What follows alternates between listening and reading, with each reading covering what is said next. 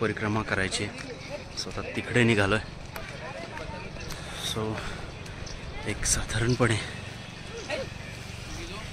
3-3.5 किलोमीटरची परिक्रमा झाली आहे पूर्ण। संगमावरती अंघोळ केली, इथे नर्मदा आणि कावेरीचा संगम आहे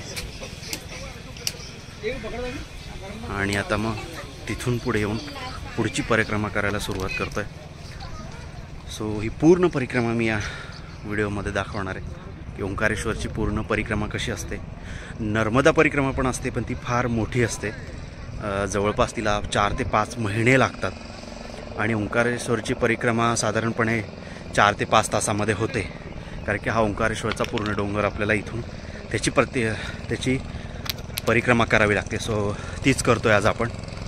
तर साधारणपणे 4 ते 5 तास लागतात। सकाळी आम्ही 9 वाजता सुरुवात केली होती, ओंकारेश्वराचं दर्शन घेतलं वगैरे, तिथून आम्ही पुढे आलो।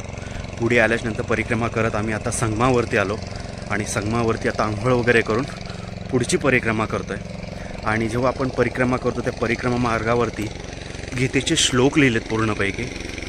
सो खूप छान आहे, कारण की परिक्रमा करता करता तुम्हाला सगळे गीतेचे श्लोक पाहायला मिळतात। तुम्ही ती गीता वाचत वाचत परिक्रमा पूर्ण करता, त्यामुळे खूप छान वाटतं। आणि इकडे तुम्ही बघता, इकडे आहे मागे नर्मदा जी ओंकारेश्वरच्या पुढून येते, आणि इकडे जी आहे ती कावेरी, ती ओंकारेश्वरच्या मागून येते।